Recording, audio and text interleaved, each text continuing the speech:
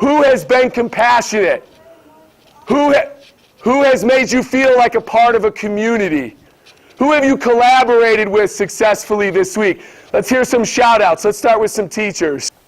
I think in today's school, there are very few things done without a direct academic purpose, right? And what I mean by that is, like, people do fun things in school and they do fun things in class, but generally the priority there is to push some sort of academic objective, be it math or reading or writing or science or social studies or even social emotional, right? And I think that when we designed community meetings and when we begin to implement community meetings, the priority there is environment, and it is community, right? It's giving the entirety of our congregation a positive community experience, right? And not to say that we don't interject reading and writing and math at times, but those are not the top priorities, right? We want this to be a fun, to be an exciting, and to be an engaging environment in whole group.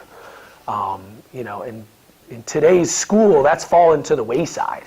There are some schools that never get together in whole group. Where you have fifth graders who never look across the room and see the kindergarten classroom and what they're just never together. We wanted to go even further than that. Our goal is to give that experience not just to our ECE through fifth graders, but to teachers, to support staff, to everyone that works in the building and our families as well. We want to bring moms and dads and grandmas and grandpas and aunties and uncles and whole families in when we can and give them that experience, right? Where they too get to look across the room and see our kindergarten classes and our fifth grade classes, all in congregation for the purpose of celebrating our community, celebrating the core values that we stand on, right? Shouting out the beautiful things that we see on a week-to-week basis, and acknowledging the people who are big players, who are great examples for those core values. And so the impact is stark and it's immediate. Because we really gauge ourselves on engagement. We don't want to do anything that's not going to be, for the purpose of enjoyment and celebration, right? And so parents want to be there. We have parents that came to one and have come to every single one since then. Students are excited to be there. Students want to hear what's being said. They want to sit and listen and go, okay, is that me that they're talking about up there, right? Am I the one that's getting the leader of the week this week? Or am I the one getting shouted out by my teacher right now? What do I have to do in order to be considered an important member of this community?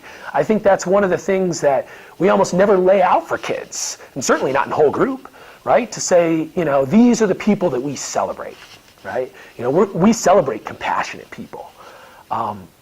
Kids don't get that message directly in school.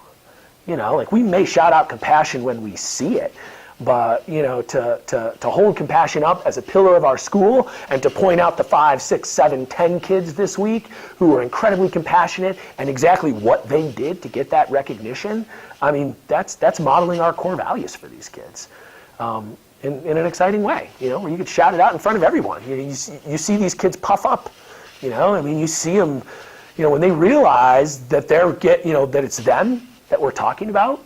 I almost wish that we could get a camera in real close on a kid who was listening to a teacher give a shout out, and the moment they realize it's about them, right? The moment, before that teacher reveals the name that says, this is for Johnny, or this is for Susie, or this is for whoever, but they realize it's about them, right? Because the teacher's talking about, something that they did, and they're like, oh, right? They just puff right up. It has a lasting effect. They want that, right? They get hairs standing up on their arms because of things like that. And that's, that endorphin rush surrounding our core values is something we can build on. So yeah, the transformation has been stark. I think if you talk to anybody who was here 2 years ago, before we started implementing community meetings, Fridays and Mondays as well, before we started interjecting fun and engagement as a priority in the school, the school culture was vastly different. Not to say that there was a lot more problems, right? Like, I mean, there's still challenges to running a school, and there's still great days and there's still difficult days and days where we struggle. Not to say that there's less struggles now, but we don't focus on that, right? That we don't wallow in that. We focus and we wallow in positive things now, which just changes the mindset of everybody in community.